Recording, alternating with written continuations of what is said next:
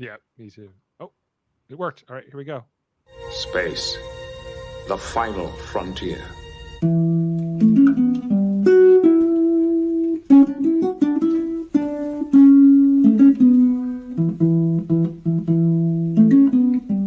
Blue skies smiling at me, nothing but blue skies do I see. Never saw the sun shining so bright, never saw things going so right. Let's see what's out there. Engage.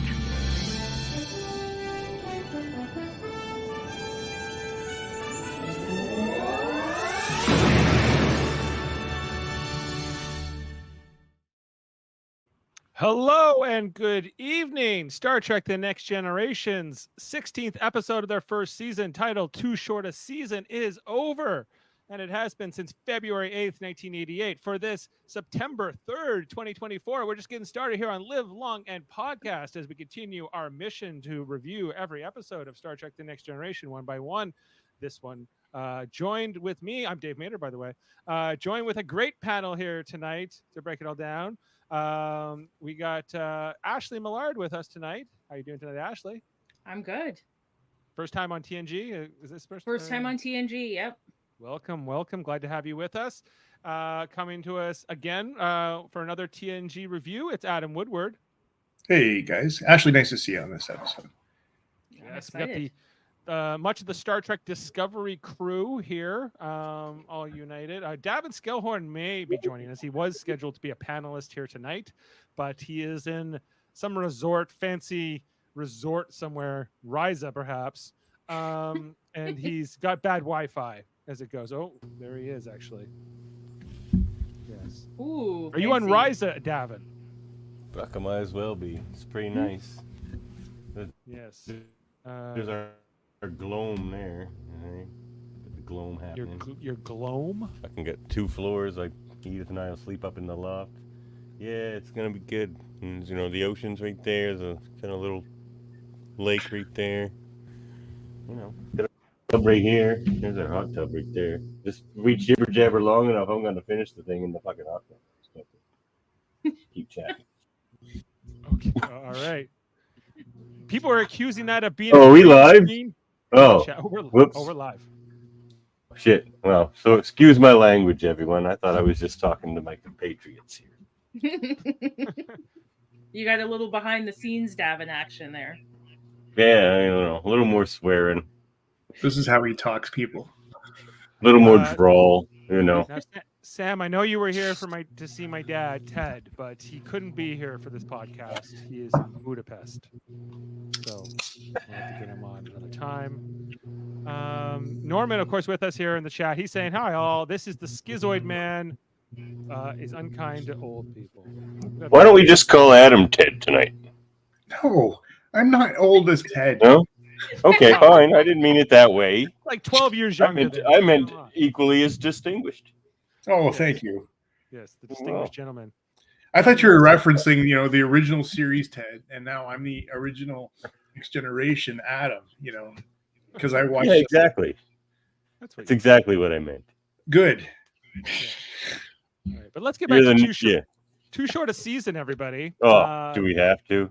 We have to. You wanted to be here, so I know. Well, look, I do have some, I guess, not negative things to say, but they're not positive. But I have some things to say that are sort of neutral at some point. Okay, well, we'll take it. So just for a summary, in this episode, the Enterprise transports the elderly Mark Jameson, Admiral Mark Jameson, to deal with a hostage negotiation on the planet Mordan 4. Jameson has secretly taken a drug to reverse his aging and must defuse the situation with a former adversary. Written by... Can I just get one thing out of the way right now? Yeah. Okay, so this Jameson actor, what's his name? Do we have his name? His name is Clayton Rohner. Okay, Clayton Rohner. I apologize. I've only ever seen you in this. But he basically plays sort of 3 characters in this. He plays 3 versions of Jameson. And he sucks at all. Like, and so much of this episode hinges on him, and he is just not believable, not likable, but not like hateable either. He's just like kind of bad. He didn't do And- much after this. Like, No, he's a No, really he didn't good-looking guy. Like, as he aged, he became a really good-looking man. But he didn't seem to do too much. he aged. Yeah. No, like it kind of came off as amateurish stage acting. Like like he was so I'm acting, and like not in a good, fun, campy way either. Right. And so that's why this episode is kind of usually a skipper for me. But I will say this. Well, maybe I'll save it. But anyway, that's my opening thoughts. He kind of ruins this episode. Yeah, like that's maybe Ashley. What's your reaction to Davin's comments and your take on the episode? I mean, I get it. He's probably the worst actor in the episode, especially compared to like the other two guest actors. The wife was great. I think she was she did the emotions well, and then obviously Karnas was great. He's great in both of his Star Trek roles. Love both of them. Who was he in the? What else was he? He's Korax in the original series in the Trouble with Tribbles. He is. Oh my Yeah. God! It should be hauled away as garbage. Oh no, Yeah. he's very good in this episode. I literally had to go and watch that scene after watching this because the voice. I was like, I just have to go watch the scene just to have a giggle before we start the thing because that's one of my favorite scenes in Star Trek. But this episode for me is, well, I agree it's not a great episode. It's such a classic TNG episode. It's got all the things that TNG has. You've got the hostage situation that needs negotiation, such as Star Trek trope. And then you've got the Fountain of Youth trope. And then you've got the revenge plot. And then you have a Badmiral. Like, it's so TNG to me. I'll give you the Badmiral. The rest of that is not TNG or Star Trek tropes. Those are TV tropes. And a time before this came out. For me, this episode is dated. Was dated when it came out. It was already like, what is this? Like, these are recycled. All of those are all big parts of TNG. There's revenge plots all the time. There's they've had several different Fountain of Youth things, and then they constantly have hostage situations on TNG all the time. At least all like the time 4 with season. the situations. I agree. What's that? Yeah. Oh, I agree. They do have hostage situations all the time.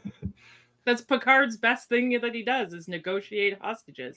Yeah. Adam, what do you So, think about this episode? I'm going to agree with you. First of all, the actor we're talking about is Michael Pataki. He played in a ton of TV. Yeah. And he was always that guy, that scary kind of bad guy, I guess. And The heavy. The heavy, that's good. And you know, just looking at his roles, I mean, he was in like just everything, like especially in the 70s and 80s. And he was the biggest role I think he had was in Rocky IV. He played Drago's not coach, but manager. You know, he was, you know, in that movie. So, Right. All in the Family, St. Elsewhere, Airwolf, just a ton of stuff, you know, along the way. But anyway. That is a great theme song. It took me a minute to find it, but I found it. Here we go. Hauled away as garbage. Oh, he's so good. Yeah, So good. I like him better than the guy who plays the captain in the Trouble with Tribbles. The guy who played Kang? Campbell. Yeah, Kang. No, not Kang. No, it was Koloth. Koloth. Yeah. William Campbell. Yeah, because because the first officer Korax is way more memorable in that episode because he's in the fight and he's taunting Scotty and all that, and he's even more present in the DS9 revisiting of that episode as well. So he's great. I agree that this episode could have been better. I wasn't done. Let me finish. So on the episode,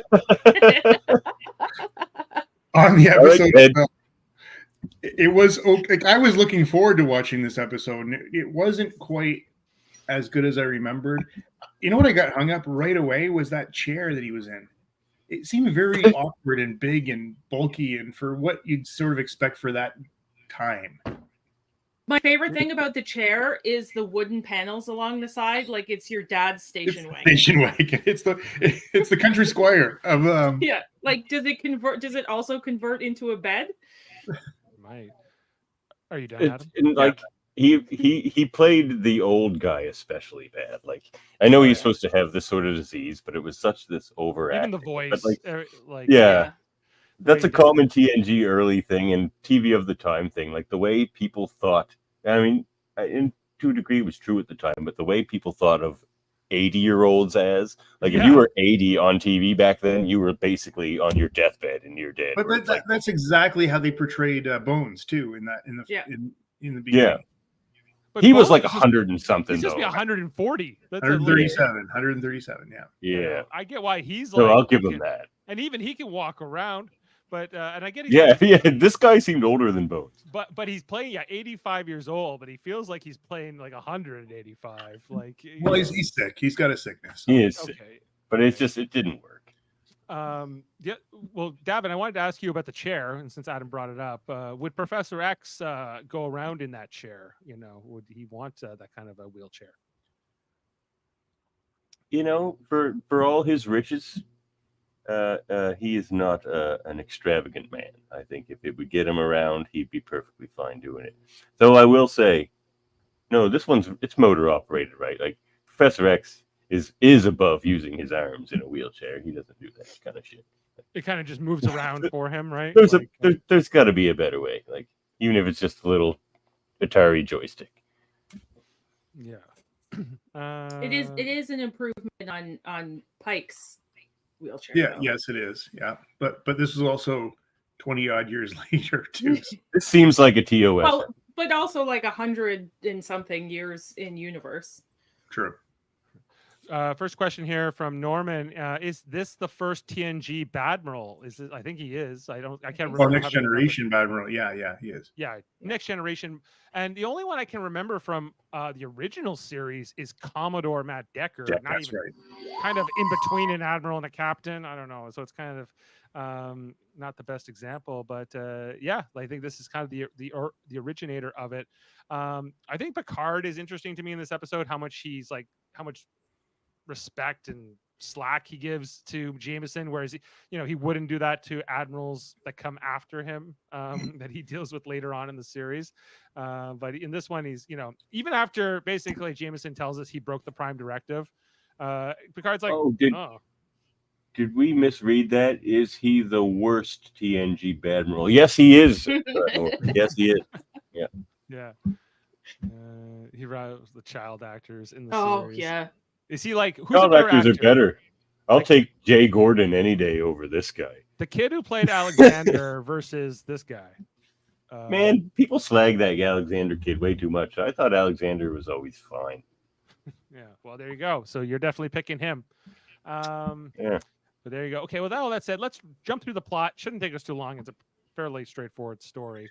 And get through it. So the Enterprise is arrived at a planet to talk to this elderly Admiral Jameson right for the first shot. I know. Yeah. Let me know when it's gone. I mean, it's gone. But it'll be back. we weren't supposed to be seeing this makeup in HD, and I think that makes it look worse. No, I hated it back in the 90s when I first saw it. I was like, what is this shit? We're already past this. Like, this thing was so dated when it came out. I know it came out like 87, not the 90s. Yeah, like no, this is the 88 it came out. 88. Yeah, early 88. There he's back. So the governor of a planet called Mordan 4, which has a terrorist group taking Federation ambassador and staff hostages. They need to speak to a certain negotiator, and Jameson was that guy who negotiated the settlement 45 years ago. So they need him back for this mission, even though he doesn't look like he's in peak shape anymore. But they're going to need him, and they play us this recording from that governor Karnas, played by Michael Pataki, who in the episode. He says that we need Jameson right away, and only he can help us resolve this problem, and we need him in this situation. So you got to love, like, when you go back to Pataki there for a second, like, look at this set. You got two eagles facing the governor, and then weapons behind him. Weapons. Yes. Is that what those are behind him? Yeah, they're guns. Yeah, there's I do not see this as a like benevolent government. This is a dictator right off the start. Yeah, he doesn't seem like a good guy, but we're told that he is initially. No, bring me Jameson, screams Trap anyway. Bring me Jameson. Bring me Jameson, because I need his negotiation skills. And so back to Jameson. Well, you heard it here, Admiral. We're going to need your help. Okay, sure. Let's get you up there. So I'll beam up at 1500. Then Data's like, it's almost 1500 now. And he's like, okay, great. Let's get to the transporter room. Me and my wife are beaming up. So they head on down. They beam in, and we meet the Admiral and his wife, Anne, as played by Marsha Hunt. Yeah, she acts circles around him. You're right, Ashley. Like this whole Yeah. time, she's very good. And Well, she's probably older than him. You know, Oh, for sure. sorry, she's like yeah. 30 years longer than the guy's being alive. You know, so Yeah. yeah. Oh yeah. And so basically Jameson says, okay, you're commanding the Enterprise, but I'm in charge of this mission. This is my mission overall. And Picard's like, okay, well, what choice do I have? And that's kind of the teaser, you know, for the episode. It's like Was this Picard time, always that short? He's next to Riker. You know, Yeah, I guess. it's like, you know what? I think that would have been really great if the doctor was, or he had called her and said, "Listen, you got to be here now because this guy doesn't look so good." he doesn't look so good. You know, can you believe this guy is supposed to be 85? Well, And then how do they get him down off the transporter pads? They have to go lift him down now. yeah, they don't really show us how the chair works too much. Yeah. So we get our title card for the episode as the ship is now headed at warp speed towards this planet. We go to the They bridge should have just here. put him in a pike box. Yeah. We got Jameson here on the bridge now in his chair with the wood paneling, and it's kind of done the same material as like the captain's chair and whatever. But anyway, Man, that's a bad wig. yeah, like this whole appearance. But the Like he looks like an alien. He doesn't look like an old human. Look at him. He No. looks like Saru. Yeah. That's yeah. Can we? Well, here's another Hey, shot. Saru. What do you think of the Admiral's uniform, everybody? I like it. These early ones, they sit weird. Like they're just, I don't know if they're like so tight in the shoulders or something, but even like that Well- shot earlier with Riker and Picard, these uniforms sit really weird in the first season. Yeah, it's Yeah. because Hey, it's you're because the- they wanted them so tight that they just don't look natural on the human body. Yeah. I like the gold. What say you, piping. Dave? I dislike the rank insignia. You like here. all that piping? You don't think that's a bit overkill there? It's a little overkill. It's a little like Admirals always have overkill piping though, and all Yeah. the time they have to like they're Flashy. peacocks. They gotta be yeah. Mhm. Look at how far I've come. I'm an admiral. I've got to be flashy. I gotta Look at these epaulets. He needed a couple of those, He maybe. needed some extra epaulets. Yeah. Yeah, I especially like that his pants. Like you see it later in the episode, they got the gold embellishment, like just on the flare near the feet, whatever they call that. You know, and so I don't know. It's not my favorite Admiral's uniform, but it's not my least favorite either. And so I don't know. It's could be better. It fits him better than it fits the rest of the crew. Yeah, most of the other admirals. True. Anyway, and then we get a couple looks here from Deanna in this opening scene where she always seems very suspicious of the admiral, and she's kind of like, well, you remember about Karnas as we're watching his recording. She's like, there seems to be some honesty here, but there's something being held back. There's something not quite right here. Jameson should be on the planet. I agree with Jody. Yeah. Oh god. Yeah, you got a point there. Yeah, don't insult Saru is the other thing. When you say you look like I'm Saru, saying he looks exactly like this handsome Admiral Norman. was the handsome admiral. Anyway, so there's maybe a little conversation here between the Admiral Pataki. I keep going Pataki. His character is what? Let's just call him Korax. What? Korax. Yeah, Governor Korax. As he's here. Anyway, so we also see that DC Fontana apparently did a ton of rewrites on this script, but the most of it was written by this guy, Mark McCallion. McCallion. Michael, Uh, yeah. McKellian. Apparently, she rewrote a lot of the script, but some of the elements were changed, including the elements, the ending. I'm sorry. I love Dorothy Fontana. She's too good for this episode. Yeah, well, she was too good to work with Gene Roddenberry a lot of the time, but you know that's how it seems to go.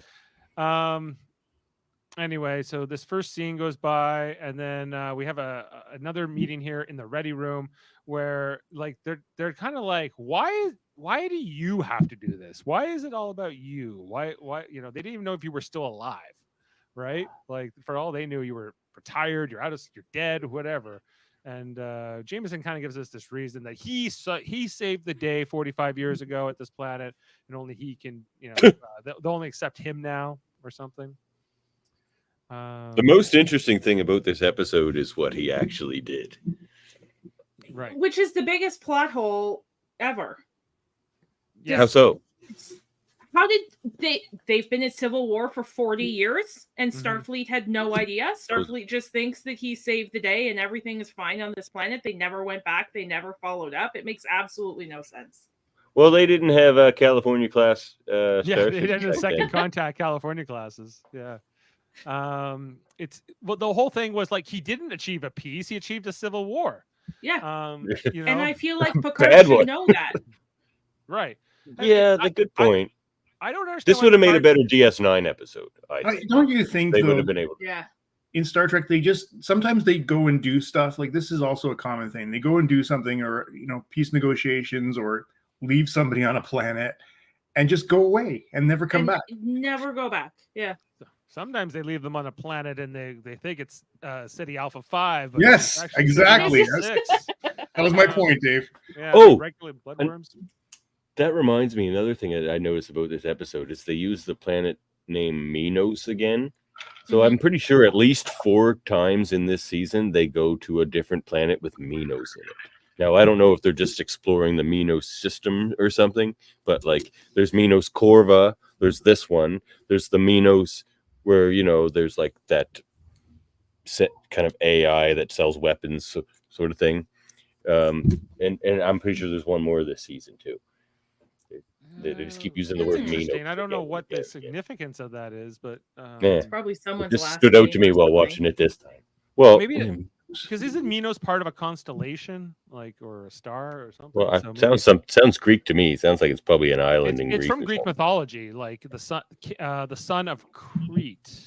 No, the king of Crete, the son of Zeus and Europa, was named Minos. Okay, so maybe they're up in that like part of that constellation, one of the systems in that or something. I don't know. Yeah, I think that's they do. They keep bringing it up. Yeah, I've heard it a lot too over the years. So then the next scene here is in the Admiral's quarters, as apparently Anne Jameson's unpacking for this trip. They're staying a while. Yeah, they're staying a while. She's putting the clothes away, and that was a cool shirt. Yeah.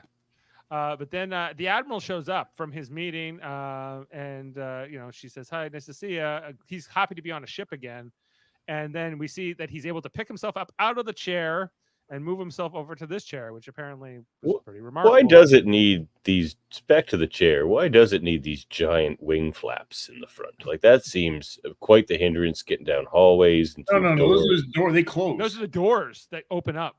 Oh, right. Yeah. Okay. Never mind. Yeah. Right. Mm-hmm. So he's able to move across, get out of the chair, move into another chair, which apparently he shouldn't be able to do, considering his condition. But then we see the pain from this, we'll find out he took this fountain of youth magic potion or something. And... To me, that's the worst part of this episode. Like that's the part of this episode that's just like screams like, I don't know, like Fantasy Island or some other TV show that came out 10 years before this. Like I was like, because it's just magic. This episode would have been better without this admiral with the fountain of youth. Like you remove him and it's just this political thing. Picard is right when he asks him, why did you need to take this to negotiate this? Like there was no reason to be young for this. Why? Like it doesn't make any sense with the plot. Okay, yeah. Jody says Minos is a system, so there you go. I don't know. I think that it comes back to the how just self-centered this guy is. He's the only guy that can solve the problem. He's the only guy that could ever do this. And let's face it, he's had his his elderly years robbed from him with his illness, and I imagine it'd be difficult for anybody.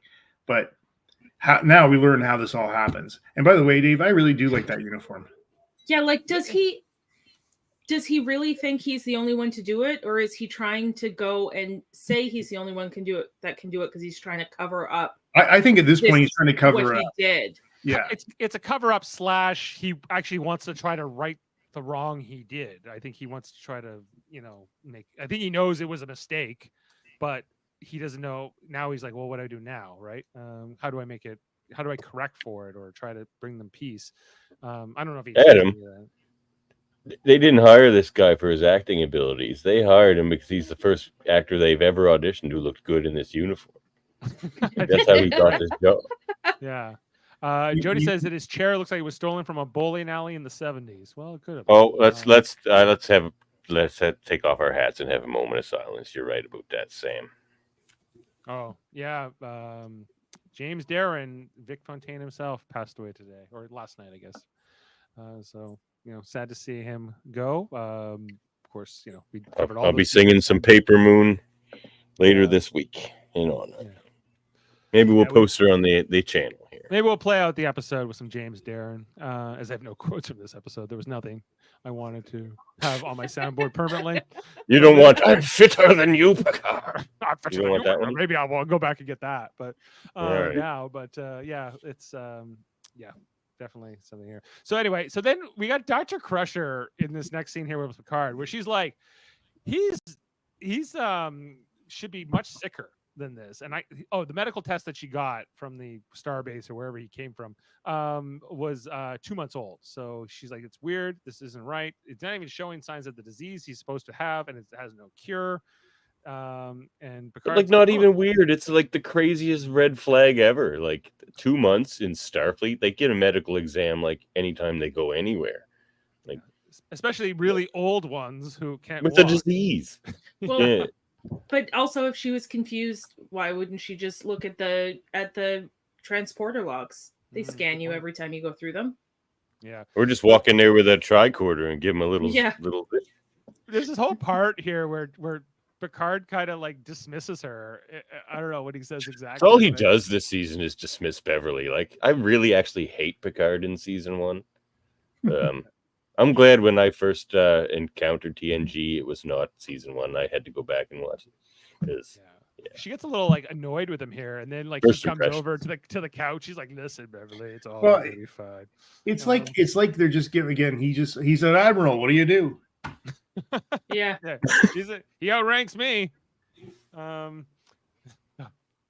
He's not one of the ones I know on a first name basis. Yeah, like Gregory. Admiral Gregory is a good man. Beverly, it's always like Julie. Come on. Well, he always knows the admiral's first name. You're right. He seems to know this guy too, but he never calls him Mark. In the episode. Anyway, so we see here Picard or Worf teaching Admiral Jameson how to use the computer. A heartwarming moment here. But then all of a sudden he says, "Hey, Admiral, would you like to take the con?" As we're approaching the system, and he's like, "Oh, I'd love to, Picard. Watch this. I'm fitter than you." And then in here, he's giving away all his shit. Like, he's such an idiot too.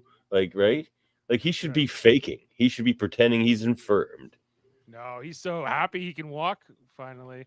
We see that gold flare on the pants. Hey, that's something. That's what he wanted to show off. He's like, "Did you know I have gold piping right here? Near my shoes." He even stumbled. They're very pointy. Very pointy. But shoes or something. Geordi moves it all along for him here, and then Jameson's doing it. Is like. Geordi doesn't trust him for half a second though. Like, he doesn't want to get out of the chair.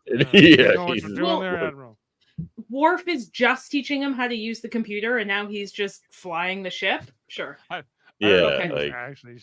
This episode is bad, you guys. Dave, if you give this an 8, I'm gonna weep. I will give it an 8. Don't worry. All right. Okay. So then there's this other meeting here with Picard and Beverly where he's like, "Did you see that?" He just walked across the room. She's like, "That's impossible because this disease is uncurable and no one gets better. Period." Right. And he's like, "That is weird." It's kind of like aromatic syndrome, Jean-Luc. The charismatic syndrome, or that whatever Tuvok had. Oh the yeah, degenerative. Bendai? No, he didn't have Bendai, did he? No, That was Sarek. Sarek. Yeah, that was incurable too. Yeah. And so then there's no answers here. So then we go back to Jameson's quarters where he's watching another recording here of Korax, and then he's kind of in the dark, and and his wife comes out and says, how many times are you gonna watch that recording? What can you learn from it? And he goes, oh, I can learn lots of stuff. Then he stands up and she's shocked to see this amazing Mark. transformation. Oh, Mark. And then he gets kind of frisky with her. He's all like, give me that sugar. And then she's all like, Mark, what's got it into you? Oh. And then they turn on the mirror. He looks like Senator Palpatine here. Like, it's awful. It's awful. See, this is Like what they he looked like didn't 20 for years a ago. person. He's supposed to be like 40 in this shot, 60, right? 60 He's something. yeah, 60. Yes. Yeah, 60. But he looks Even worse. still, as a 60-year-old, you could have just took the actor and put a little gray streaks in his hair. There you go, 60-year-old. Like you didn't have to make him, like you say, Senator Palpatine. Like, what are they doing? What are they doing? Yeah. It's not the best. It's a little jarring when you see it now here in high def, and you look. And how is his hairline as a 60-year-old farther back than it was as an 85-year-old? Tell me that. Oh, maybe like space Rogaine or something. Is that what they're going? If he's supposed to be younger than her now, he still looks 20 years older than her. He's still sick. Is she supposed to be the same age as him? I think so. They spent their life together. Okay. Yeah. Well, do you know the scene coming up where she goes, we were going to grow old together. We can't even do that now, Right. With the golden hair. But then he starts to collapse from pain, and then she has to call the sick bay emergency here as he's going on. And then we got again Picard over Beverly's shoulder, like, what do we make of these results? And she goes, this is weird. I can't make anything out of it. Like he's like, keep trying. Doctor, I need you to do some medical stuff here. I can't do it. Okay, I'll keep working at it, Captain.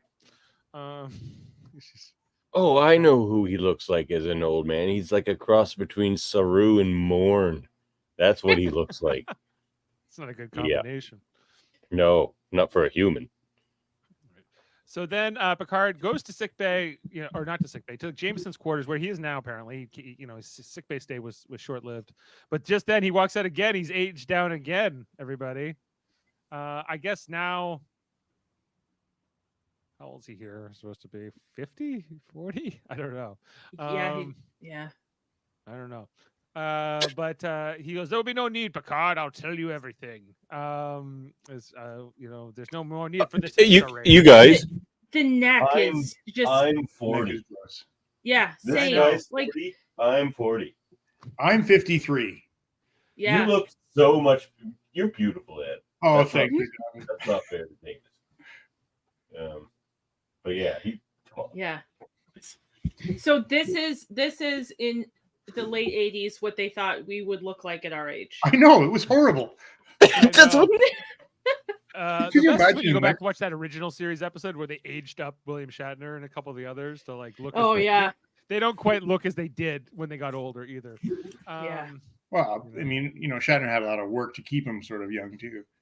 They figured it out by Voyager. They had to do that old Harry Kim, and he's just Garrett Wong with they don't gray go streak too in his crazy head. With it.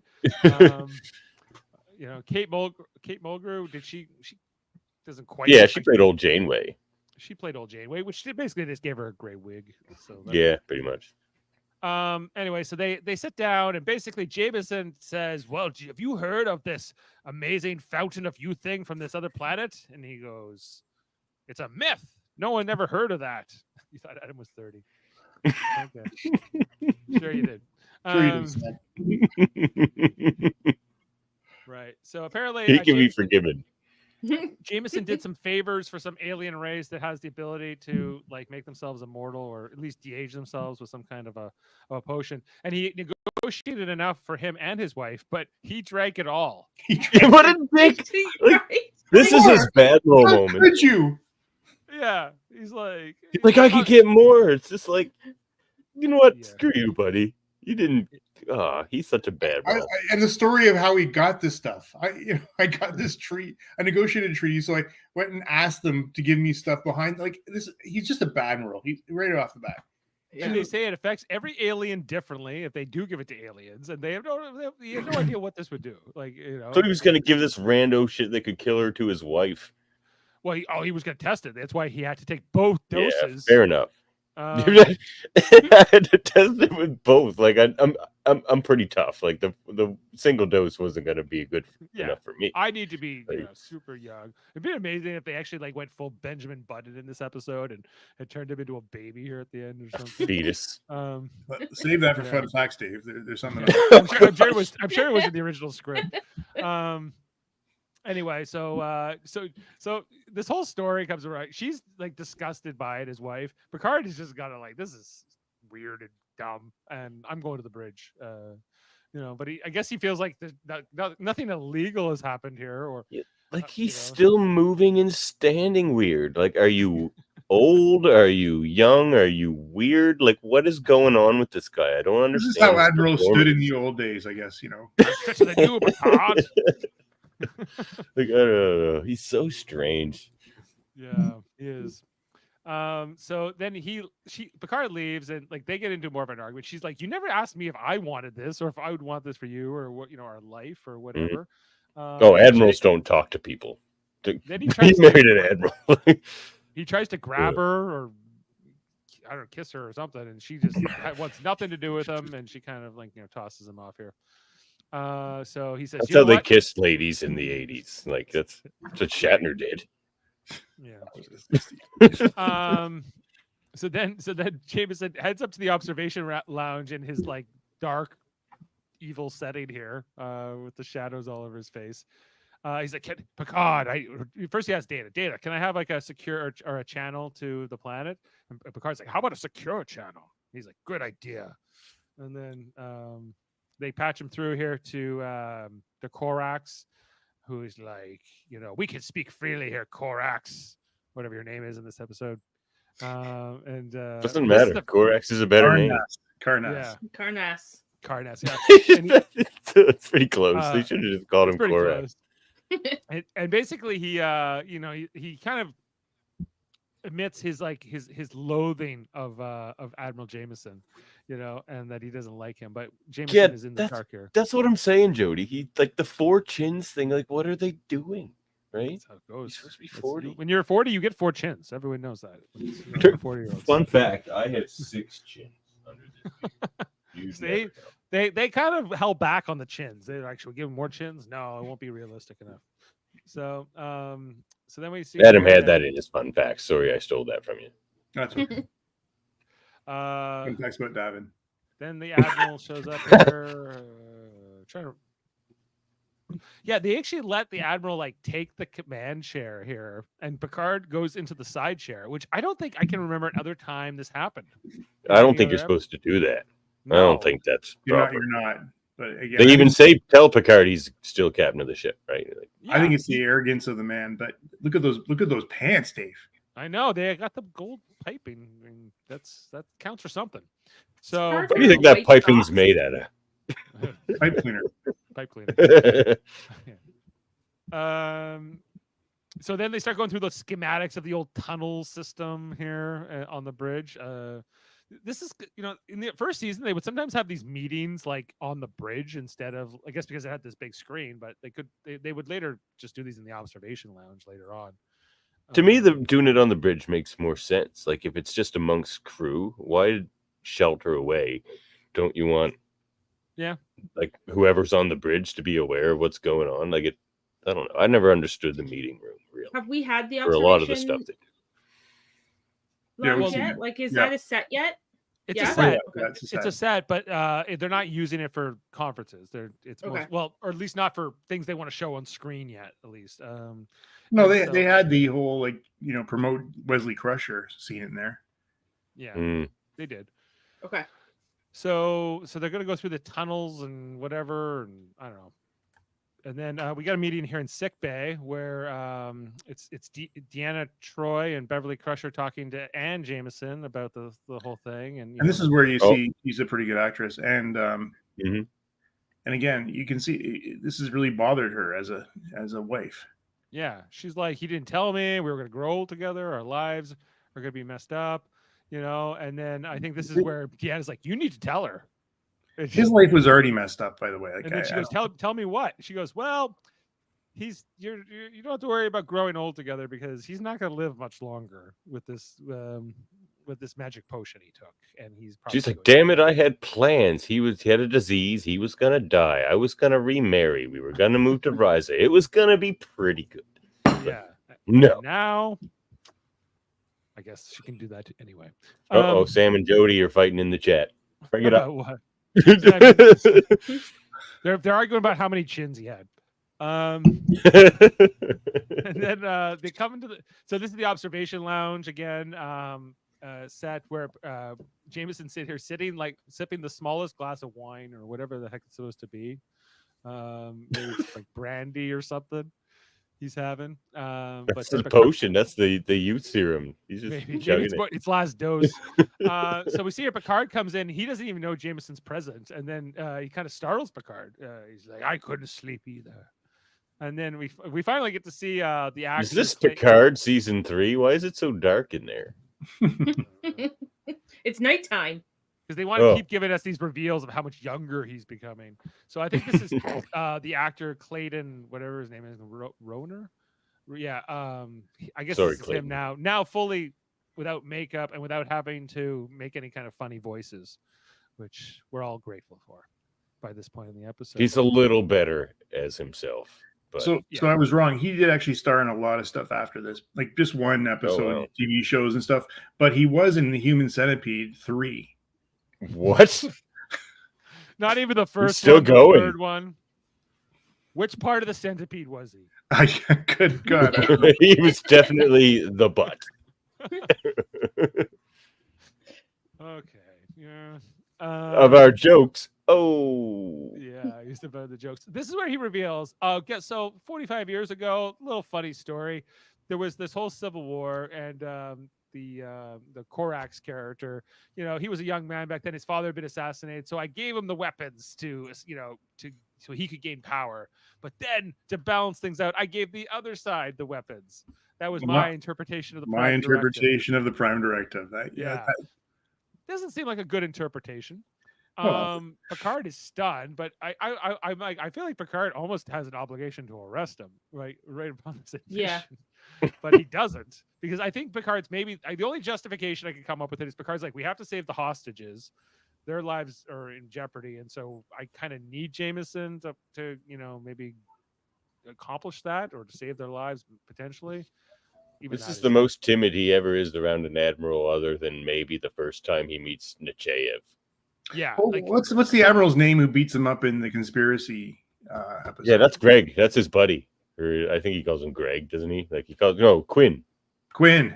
Admiral Quinn. Yeah. Conspiracy? Oh yeah. Sorry, Yeah. I remember. That's his buddy. Yeah. Yeah, with the bugs. After that, he never trusted an admiral again. Basically, he learned his lesson. So then Jameson's heading down on the away mission. He's leading the away team. He has jurisdiction here, and Picard says, delay that, chief, transporter chief.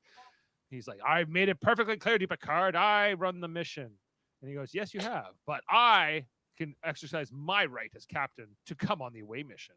Which, like, is that how it works? Captains are supposed to not go on away missions. Yeah, but and Riker's just going, what the hell is happening here? Riker's like, what the hell? I've never heard of this. That's all he says in this season. I've never heard of that. Like Kirk was always on away missions.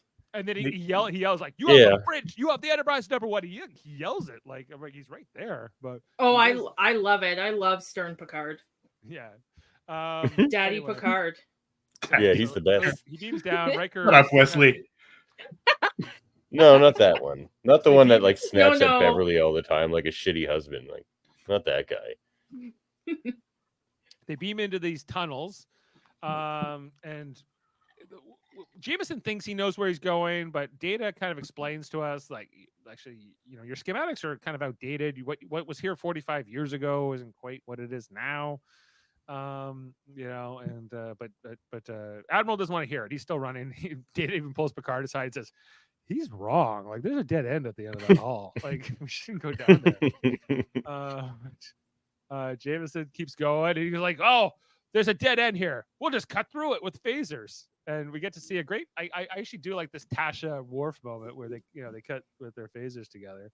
Can you believe they've remodeled this place in the last 50 years? 5 decades. So why are their schematics 45 years old? Could they not scan the? I don't know. There's a lot of plot holes in this. There's a lot of things. Why can't they just many. beam the hostages out? And I don't know. Yeah. I can't believe things like this made it to air. Like, it's just the things they would let through. Well, it was the 80s. Boy. It was a different time. It's the 80s. They didn't know. No. They knew. Wait. I can't wait for fun facts. Yeah, I'm excited. Let's get to the end of this episode. Yeah, hold on. I got to go get another drink for fun facts. I'll be right back. Geordi uses his abilities to see. He's like, I think there's some guys coming that are going to shoot at us. And it turns out he's exactly right.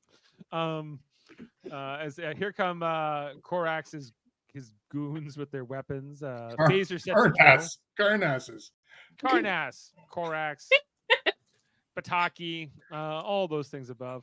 Here we see the Admiral's about to be shot, and Worf like saves him with like this like tackle here, where he brings him down.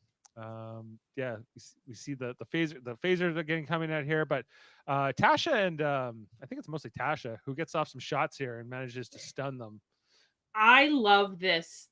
I love the imagery when they get shot and everything. I wish they kept up with that. When me too. Like red going through the body. I think it looks awesome. Yeah. When they get hit. Yeah. I wish they had kept that.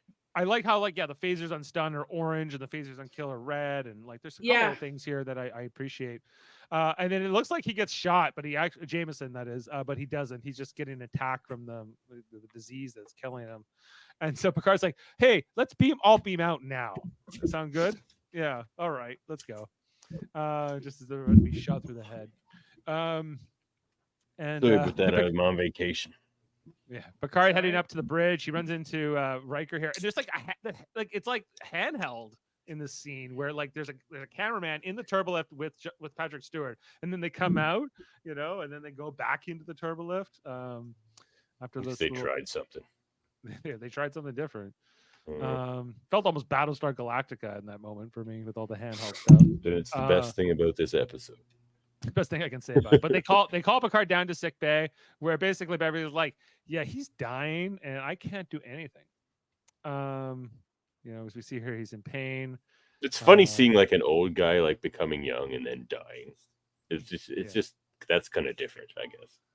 I guess so. Yeah, I guess they were hoping you would think so. That's I just thought of that now. So the other million times I've seen this episode, I didn't. So yeah. Well, Sam wants to know, when did you first see the TNG? When I first encountered Star Trek, it's when it was doing reruns and stuff on like Spike in Space. Like I think it's like DS9 was definitely going, but I think it may have been after TNG. It may have been when DS9 and Voyager were going, because I used to watch those reruns So I encountered late. Yeah. I was a late Trekkie, but then I became obsessed with DS9 and watched it on repeat for about 12 years. Okay. I don't remember a time I wasn't watching Star Trek. Yeah, me too. Like I was definitely not watching every week when TNG was first on, but by the time it was in syndication, which was before it was canceled. I was an X-Men guy. Yeah. Well, hey. My stepmom was a fan of Star Trek, like original series Star Trek. And then when TNG came on and I was a toddler, it would just be on TV. So I start remembering episodes like when they were first airing, probably season 3. Okay. Yeah. And I can remember the premiere myself because my dad and my mom were both fans of the original series. And when we watched the original series, like the pilot episode, my dad was like, he basically didn't watch it after that. Because he was like, oh, this isn't Kirk. Okay. But basically by the time the show gets really popular, like maybe season 3, season 4, I remember Best of Both Worlds when that happened. Oh yeah, me too. See, I wish I could have been there for Yeah. when that happened. I was Yeah. definitely after that. But come to think of it, Voyager wasn't out yet because I remember when it came out. I And remember I then- would watch TNG and they would show advertisements for DS9, and I was like, nah. And we were like my parents were taping them, were recording them off of TV, so we had home recorded VHSs of all the episodes. Oh man, that's awesome. Yeah, we had Those would not work today. all the original series ones too. Yeah, it's okay. Just for how being a I late watched Trekkie them on fan. VHS. Well, speaking of which, then there's this next scene here where the governor Korax, whatever, he's like, I want to see the admiral in 5 minutes, or I'm going to start executing hostages. See, this So- is another jarring scene because Korax here again just acts circles around Jameson, so it's also jarring to me. It just I can never get into this episode because every time Jameson says anything, I'm like, ugh. But yeah. Mhm. Well, and basically, Pataki does not accept Jameson as he's like, this is all a ruse, and they're trying to convince him. And then these 3 generals that he has in the background. I didn't even know they were there. Where did you background get this acting thing? I've seen in a while. Like they do not seem like they are even aware of what this episode is about. Or what Star Trek Put is. these guys in off Yeah. the street. Yeah. They're like, why are we wearing military uniforms with fanny packs? This is a weird costume, Look at this belts; those are great. Yeah, Pataki. I don't know, man. It's 8 out of 10 on those uniforms, I'd say. You like the belt? I like the belt. You like the belt is the worst part. What? You love maybe- belts. I usually like belts, but What about Bill Ross's belt? You love that belt. I do love that belt. So, See, he loves belts. I don't like the Admiral's uniform as much on him when he's young. You like it only when he's old. Jameson can wear that uniform. Yeah, Clashes with it his is- Even young though, it still fits him young better to than be it an fits everybody admiral. else. He's too young to be an admiral. That's right. Right. We don't want to see any Yeah. gold piping on a guy with brown hair. That's for sure. That's You know, if he becomes younger than the age he was when he became admiral, you don't have to listen to him anymore.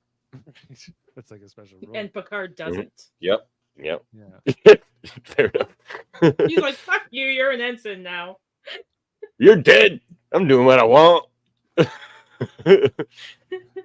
So Picard's like, no, trust me, this is the guy you know. This is the guy you knew 45 years. Look, isn't this the guy you saw on the ship? Now look, he's younger.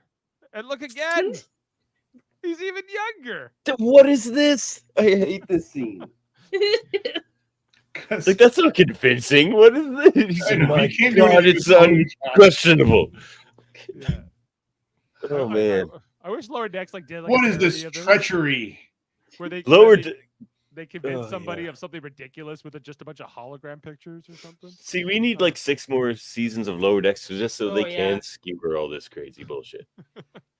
Exactly. Oh, well. Just then they meant bring to down the wife. Wait, you see Jody's comment? That's No. hilarious. No. To hell with camo. Give me tie-dye military.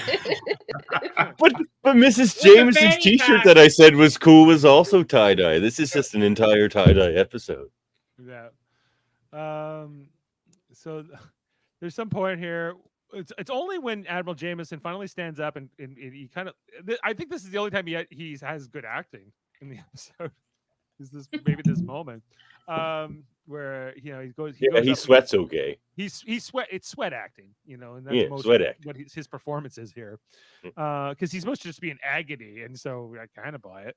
But he has the scar on the wrist, the blood pact he made with him like 45 years ago. Blood This cut. is- The yeah. blood cut you gave me as opposed to all the non-blood cuts. Yes, look, Like, there it is.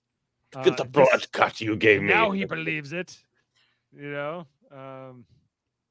and then he's like, "I'm going to shoot you right now." I do like that some of those phasers, in particular this one over here, does look like a Starfleet phaser, like original Yeah. series kind of era. So to kind of make that connection there. Don't the old Klingon ones look like that? No. Not They quite have like that. No, never mind. Yeah. Because I guess when it would have been during the Lost era, it would have been like the Wrath of Khan style uniforms when Jameson was here as a young man, 45 years ago, and would have been in that style. So he's about to kill him, and he goes, "No, my revenge will be to watch you suffer," which is only for the next another 10 seconds, basically, as he dies right Go away. back a couple images there, Dave. This one? One more. One more, I guess. It's Jameson. Yeah, there. Would you take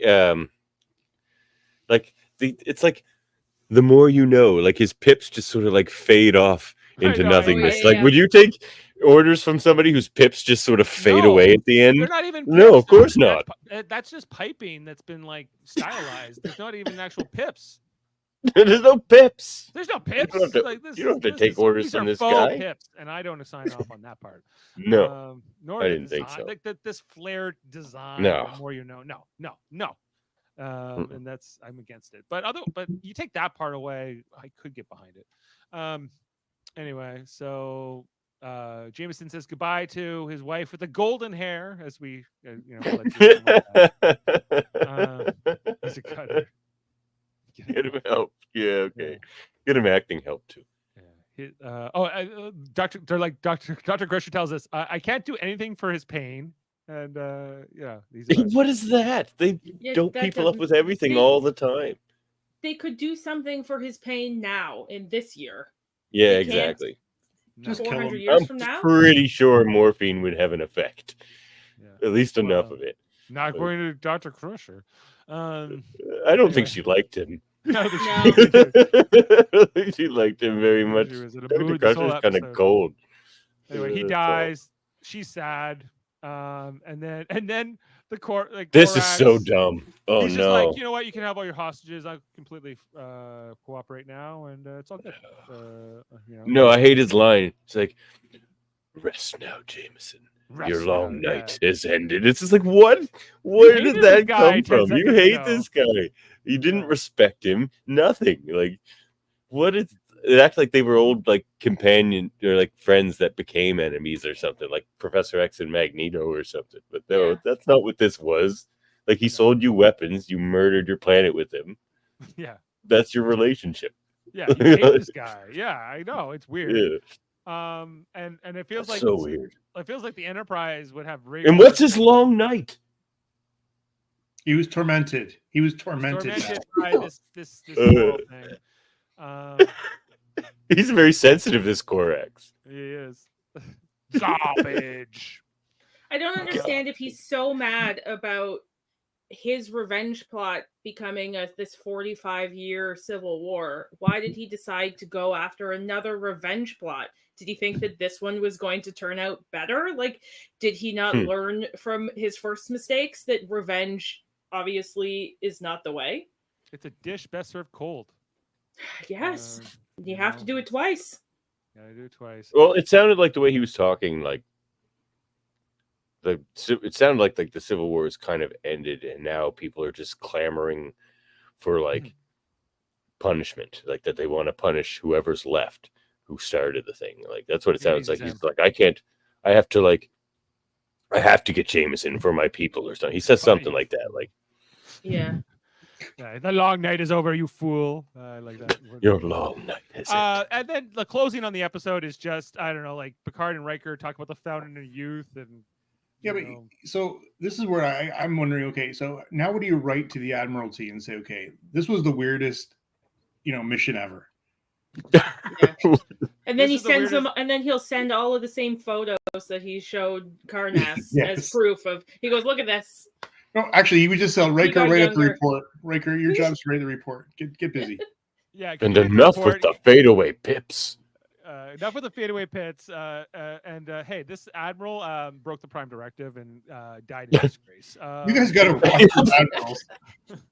And they left him on the planet. They left his body on that. Oh yeah, he was buried. He was buried there, caused the Civil War. Buried there in honor.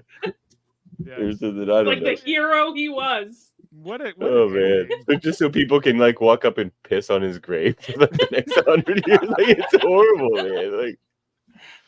I think that's why Pataki. Oh wrote god, the this story. episode. He's like, I'm gonna piss He's on gonna his grave give every this day. a 7.8. Yeah. This episode is a tie-dye mess, 1.5 out of 10. You're being generous, Jody. All right. And then there's like this look here with Jordy and Data at the end that's unnecessary. Anyway, that's the end of the episode. Yeah, what was that look? What was that for? Nothing in I this don't episode know. makes sense. This episode doesn't make sense. Adam, Even that was a plot hole. Like they even managed to make Data looking at Jordy a plot hole. yeah, like unnecessary, quite frankly. Adam, can you please cheer us up with some fun facts? Yeah, Adam, please. So they just wait till you hear these. They knew this was a disaster. Why? Like that's what I don't get. Why film it then? Like, All right, why here we did go. this all Let me indulge you here because it's great. inform me, please. Okay, so DC Fontana's script of the episode was heavily rewritten by Gene Roddenberry's lawyer, Oh no. Oh no, not what is his name? Leonard Leonard. Maislish. Oh, Maislish. Yeah. Yeah. Maislish? Is that who Michael Maislish. McCallion is supposed to be? Yeah, maybe. So Fontana. Oh my God, that is what's going on there. Hey, wait, it gets better. She quit the show in protest of this and lodged a complaint with the Writers Guild of America. The incident also convinced producer Maurice Hurley that Roddenberry no longer knew what he was doing. I don't think he ever really did. That's the And thing.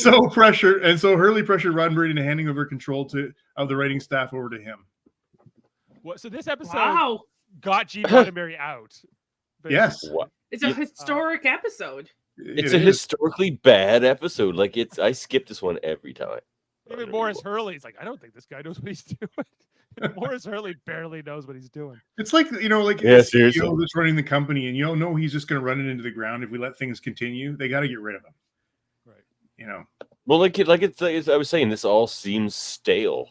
It's even when it was new, it was so stale. Yeah. Okay, so Karnas had a phaser from Star Trek II, The Wrath of Khan, a phaser from Star Trek III, The Search for Spock, and a modified Klingon disruptive rifle on the back wall. Cool. Yeah. What about the rifle he picks up? That one had a bit of a Klingon feel to it too. I think it was a Klingon one. Yeah. Yeah. He used to be a Klingon. He did. Oh, that's a fun nod. That's the best thing about this episode. Hauled away as garbage. Okay, although this episode was supposed to focus on Clayton Roner's character, the regular cast felt that Roner did not work well with the ensemble very well. So director Rob There you Bowman, have it. There you have it. director Rob Like, we had Bowman the felt the Human show Centipede was 3. yeah. But he's still most of the dialogue. They didn't cut him. What was he, the whole episode before? Well, hold on here. Director Rob Bowman felt the show was too verbose, too many words, more than action. Roner's makeup during the earlier parts of the show was a source of disappointment, being described as subpar and ineffective. So, poor Clayton Romer, he basically had the whole cast, the director, everybody against him. Well, he was not turning in a good performance. Like, you have to do something there, whether it's replace the actor or coach him or something. Like, you have to make that better somehow. They must have been like too deep in by the time they realized how bad he was. So they're like, we're just Bring in an actual 85-year-old person, human, right, and have them talk to, because he's never met one. Like he had never met an 85-year-old person at this point in his life. So I think that would have been helpful. All right. This episode about defeating the effects of old age guest starred Marcia Hunt, who was actually 70 at the time of airing. She outlived the show's premiere by more than 34 years, dying in 2022, a few weeks short of her 105th birthday. Wow. How old was she at the time? Just short of 105. Oh, when she filmed it, 70. Okay. Hmm. Yeah. This arguably marks the first appearance of the uniformed admiral in Next Generation, although Q illegally wore the admiral's dress uniform in Hide and Q. However, the appearance of Admiral McCoy in the pilot episode was arguably the first as well. He was wearing a uniform with epaulets bearing a triangle shape. In addition to McCoy is referred to as an admiral and not as a retired admiral. Plus his official inspection of the new Star Trek would be not out of place, especially considering its name. You called those epaulets on McCoy's uniform? I hardly think so. No, that's just some structure to his sweater vest. Those were shoulder pads. Shoulder pads. Fun fact, Adam, I don't know if you have this one. You probably do. But they actually use the exact same old person makeup they used on McCoy, just pulled it off and stuck it on this actor's face. And that's why it looks like that, because it doesn't fit his face. So they just like mushed it all on there. Just tell DeForest Kelly has to play this new character. That would have been cool. That would have been all about Yeah, none that. of us would have noticed. No one would have cared. They would have been like, that's cool. When Data states the dissidents phasers are set to kill, Picard replies, "Yes, Data, I've heard the sound before. This is the first in-universe acknowledgement that the phaser settings can be differentiated by the sound they make when the weapon's is fired." Oh. Okay, Rob Bowman recalled this show has a lot of dialogue. I consider it a sit and tell rather than a show and tell, and I prefer to show the audience. I believe in a word, but one of your tools in the making movies is visual aspects, and there are just verbal dialogues in this episode. One without the other can be very monotonous. Okay, so. But the real treat for me, this is the director again, was working with Clayton Romer. He and I got together on weekends and spent time with each other off the clock. Who said this? This is the director. Oh, okay. I thought he hated him. Yeah, well, I guess when you do retrospect, everybody loves each other. So, yeah. Well, he was just trying so hard to get something out of him that would be usable. And you go to the movies or you listen to interviews with actors before they do before a movie's released. They all love each other. Oh, I respect this person so much. We had a great time together. I think it's that. Right. Well, then the movie tanks, and they're like, you know what? It was that asshole's fault. Yes. Like they shot this between October 8th, 1987, and October 16th, 1987, and therefore you just have to you have those 8 days, and you gotta get the episode done. Yeah. And then you can move on to the next one. Okay, Admiral's state-of-the-art wheelchair was a problem. It cost the prop department $10,000. What? But it still didn't even move well enough to be anything more than a hindrance. And Bowman had to shoot around it. There you go. That thing they stole from us. You could have bowling alley. You could have rationalized firing the entire props department for making that cost $10,000, or at least somebody. Maybe not all of them, but whoever's in charge of purchases. Like, come on. Who signed up? We should have just pulled out Pike's wheelchair. Yeah, put him in a Pike box. That would have been funny, at least. Like, this episode would be a legendary episode if that Admiral strolled out in a Pike box, right? I mean, the makeup was as bad. Worse. Pike looked okay. He looked like a burn victim, I thought. Yeah. Oh. Yeah. All right, I've got one more for you here. In the original script, Jameson does not die, but reverts back to the age of 14 and does not remember his wife. Who plays him at 14? Him still the same guy. It's just like, they make his hairline even farther back because nothing makes fucking sense in this episode. They just had Will Wheaton. They just had Will Wheaton do it. Yeah. And one of the other guys from Stand By Me. Yeah, he helps Governor Zepek and his rival, a high priest, in their negotiations. And in this story, Jameson was responsible for moving Commander Riker away from the Enterprise D to command his own ship and being promoted to captain. What's Riker would have been done with the show? Yeah. At the end, a 14-year-old Jameson gets a tour of the Enterprise by Wesley Crusher. Oh, okay. Wow. Well, that was. I don't know if that makes it better or worse, really. I don't know if that even affects this episode at all. It was a terrible. Right. With that said, let's rate this now. Ensign Norman saying 1 out of 10. There are better so bad it's good episodes than this. This is not I think an example of so bad it's good. No, it's just so bad in so many ways. The plot holes, the acting, the makeup, like there's so many mistakes. They don't even give anybody else any time on screen to make it good. No, like I know if you ignore Dave's ratings, TNG season 1 is really bad. It's kind of really bad, except for like 3 episodes. Well, I don't know if it's just my ratings. Adam's averaging a 7. Oh, really? I'm Davin. I don't know. You haven't heard too much of me. I'm enjoying this rewatch. I haven't seen these, and Are you being nostalgic, or do you actually think these episodes are good? I think they See, said. I feel like you guys aren't leaving room for the actually good episodes. Hold of on the a second. show. I am saying that they set up the rest pretty good, and this episode sucks. By the way, I'm only giving this like a 2. Yeah, That's generous. I agree that this is a bad episode. I don't think that all of the season 1 are bad episodes. No, there's like I say, there's like 3 or 4. Maybe it's like 5. I or think 6. it's more than 3 or 4. I think it's closer to like probably 10. Home Soil's really good. Is that next? No. You know, like if you see No, here, it's 2 from now. Oh, okay. and then there's Great. a few like average episodes or kind of.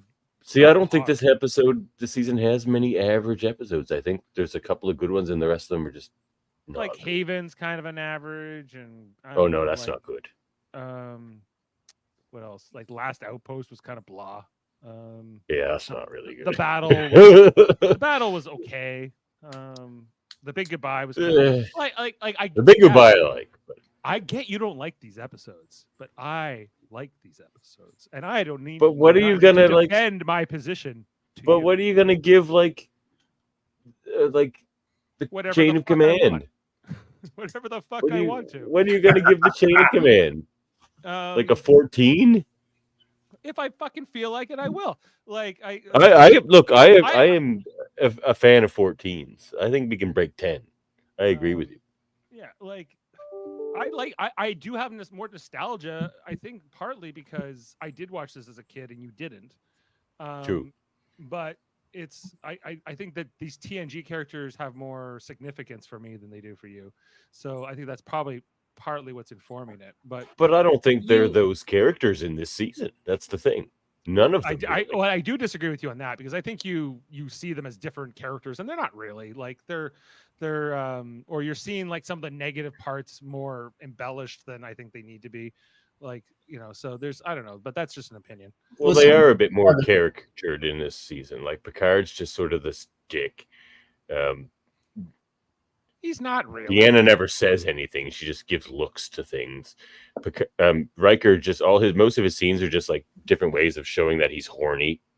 Like, yeah. Like they're all just really bad caricatures this season. And Riker's background acting is superb in season 1. Like they're all good actors. I've seen TNG so many times that every time one comes on now when we're just like randomly watching Star Trek, if a TNG comes on, I've been watching Riker in the background and it's the funnest I've ever had because his facial reactions when he's not actually like part of the scene, incredible.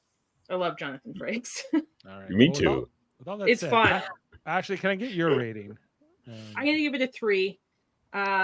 It's not a great episode, but I find it entertaining with how bad it is. So that you think it's in as bad so bad it's good episode? Yeah, like I don't skip it. I've seen it a million times. It just makes me laugh because I do like a cheesy episode. Sam went from 5 to 0. So he had a 5 earlier. Oh, he had a 5, but now he's been. Davin, you sticking by your 1 from last week? Yes, and that 1 is just on the strength of Korax. Okay, Adam. Yeah, I'm giving this a 2. But can I, Davin? You got to like.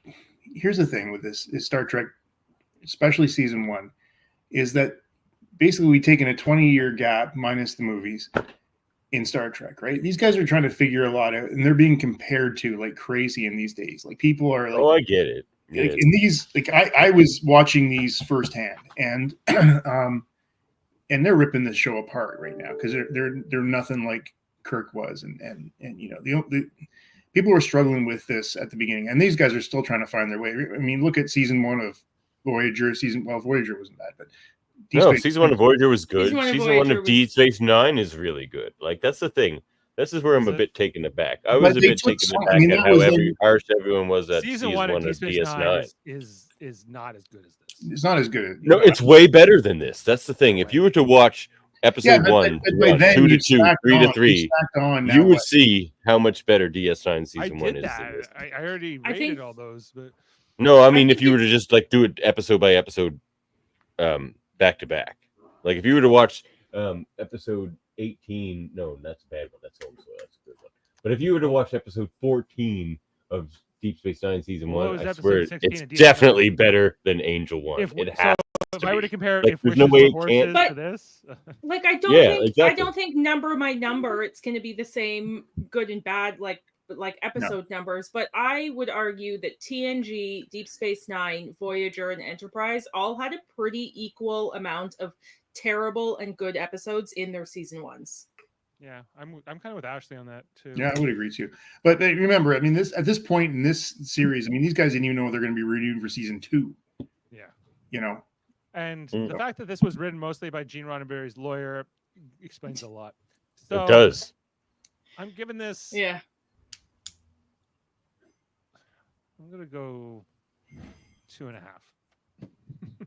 So that's about as good as I can do. So I thought you yeah. were gonna give it a 6. So No. I'm impressed. no, it's too bad. Like, yeah, I agree that his performance is atrocious. It's bad. And so anyway, Except so when I'm he's giving it- sweating. Except when he's sweating. That was the only time he brought it. So I'm giving Mhm. this a 2. We're averaging a 2 out of 10 tonight. This is this will probably make the list one day of the worst episodes. Worse. It might. Is it the worst of the season so far? No, It that would has be to. Code of Honor. But Oh, what did it get? we got 1.4. 1.4 Code of Honor. Wow. Yeah. Okay. So it's right beside it, you know, and I think because That's we know accurate. how good the show gets as it progresses. So I don't think we're going to see too many episodes below 5 after this season, even. But we'll see. You know how. See, that's the thing. I may can sound think like of a I'm harping on TNG, but in these later seasons, like even in season 7, where everyone starts bad mouthing TNG again, you're gonna see me like being like 9, 8, 10. Like I What love are you gonna season give to a 7. Sub Rosa? I love 10. Sub Rosa. 10 out of and, 10. You know, I would give Sub Rosa like I don't know. It's Yeah, so I'll give it a funny. 14. It's so funny. I and how remember. bad I it is. remember watching it when it aired. so I quotable. remember. I loved it. It's Right now, so we're breaking quotable. Jodie's heart. I've said "Didn't light that candle" probably 5,000 times in my life. Like Yeah. that counts for something. I got to give that one. Anytime At you least light a 6. candle, you're supposed to go. I do not light that Yeah, candle. I do not light that. No, when you put it, when somebody else lights a candle, you say, "Do Do not not light light that It candle." will ruin your life and your family. You'll end up having sex. With Duncan People are like, Regeer. seriously? Yeah. He was great on Zorro. Anyway, let's close out here for tonight, guys. One This day has I'm been gonna get a fun. replica of that candle. oh please do. Uh, That'd be awesome. The next episode we're going to be Just show covering. up, Ashley, and just sort of start Just lighting. with my candle. Sorry, guys. I gotta light my candle. Well, maybe I'll give your video game version of you the anaphasic candle next. Okay, Just- do it. So the next episode 17, is When the Bow Breaks. If you guys, I remember just this one. rewatched that one. Yeah, this is where Wesley Crusher and the other kids get like kidnapped by this planet. That I like that episode. I'm actually disappointed I'm not coming next week because I actually remember liking this episode too. So we are going to be covering that. Better than this with- episode. Yeah, I agree. It Well, will be be- okay. One. So we got Jody coming in for that one. We also have Murphy, and we also have a newcomer, Justin, who I was just on me with Trivial Debates last night, or was it 2 nights ago? Oh, that's who this is. Oh, he was good on the trivia debates. Dave, Yeah, you had a rough night. I did. Well, I knew once my brother was the host, like Fair enough. the chances of me getting a point were like, Yeah, they've got no points. yeah, like I've got a lot of Trivial Debates episodes with Jeff, and every time he's hosting and I'm a panelist, my chances of winning the point are almost 0. Morgan was on fire though. She was doing well. And so yeah, we're gonna be. It turns out he just lives around the corner from me, too. So anyway, he'll be on the next one. Justin, You guys Velociraptor. could exchange handshakes. We could. I said we maybe go for a drink or something. We were talking a little bit of today. I don't know where Murphy found him, but well, I'll have to- I don't know where Murphy finds these people. Where did he find Heather? Like Heather's now like a full member of our thing, and he's just I like, "Hey, know, here's yeah. Heather." We're like, Yeah, "What?" That's how it goes. Yeah, tell your dad to come on. Well, he'll have to come back from Budapest, Sam. So once It's he's called back- Budapest. Budapest. Budapest. Yes, but when he's back from there, we'll see what we can get him on an episode. Your okay, dad's in Budapest. Budapest. I didn't know you say it like that. It's Any Buddha. final thoughts? Buddha. everybody? You got to get the Buddha. Buddha. Budapest. Okay. Any final thoughts, anybody, other than Budapest? No, but can I verbally do the end clip? You just what? You want to do it? Yeah. Go. Okay. When everyone's done, I'll end this off. Well, I was going to Yeah. play some James Darren to close us out. Do you want to go Oh, first? I'll do it before that then. Okay, you do it first. Everybody's done? All done. Good night, everybody. Your long night has ended. All right, and we'll play this one. Okay, see you next time, everybody.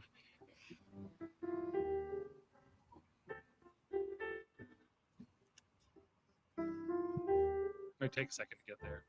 Where is that? It's not here. I'll be seeing you in all the old familiar places, in every lovely summer's day, in everything that's bright and gay. I'll always think of you. I'll find you in the morning sun when the night is new. I'll be looking at the moon, but I'll be seeing you. All right, I'll find. we'll leave it there. See you next time, everybody. Live long and podcast. Beam up some Star Trek content with Live Long and Podcast. Tune in to X-Rated, the X-Men animated review show. Artistic interviews with graphic histories. A roundtable movie discussion with Hey, did you see this one? And movie reviews with Hold Up, a movie podcast. And while you're at it, spin a few records with Eamon on Track. Watch us duke it out on trivial debates. And let's chat about TV with the Super Mater Brothers.